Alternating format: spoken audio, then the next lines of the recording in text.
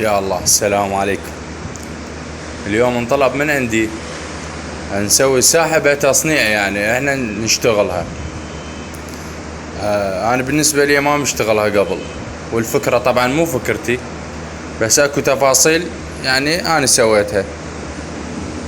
فابو البيت طبعا مصر عليها لان مشتري اكثر من ساحبة وعطلانات، فرادي ناصحين بهيج ساحبة نوعية جيدة جدا ما تعطل، ناصحين انه ابو الالمنيوم يشتغل له اياه. فحاليا بصراحة انا جاي اشتغل وافكر ان شاء الله من نكملها نشوفكم اياها، واذا طلعت ناجحة ان شاء الله ننصح بها بشغلها، بالشغل مالتنا ننصح بها، واذا طلعت مو ناجحة لا والله نعوفها ما نذكرها اصلا. بس احنا راح ننشر هذا الفيديو هيك للمعلومة لا اكثر ولا اقل. وطبعا يقولون ناجحة هاي الفكرة، انا ما متأكد من عندها بصراحة، نشوف بعدين. يلا ننصح بها نكملها ان شاء الله ونشوفكم اياها. السلام عليكم.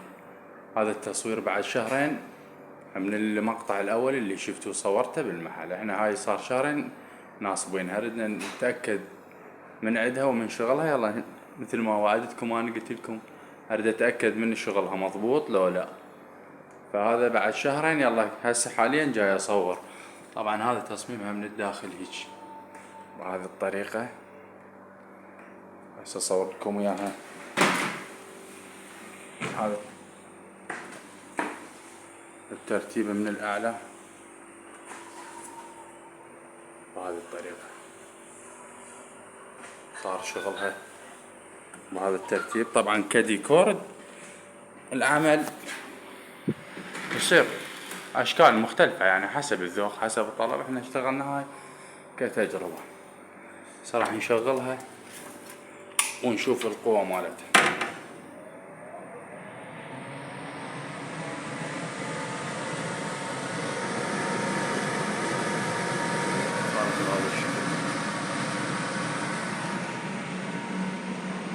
حاليا ابو البيت موجود يمي يمدحها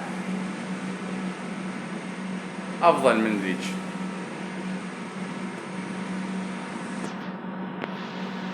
راح نصعد نصورها من فوق، نشوف السحب مالتها من فوق. هسه سحبها هناك كلش قوي، نصورها من فوق نشوف الدفع مالتها من فوق، نختم بيه الفيديو. اكل موت اكل. هلا بالعافية.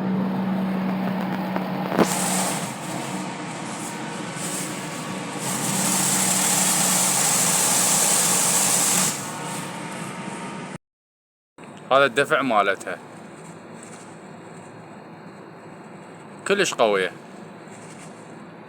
طبعا تقريبا مترين ونص. اكثر احتمالية مترين ونص او اكثر.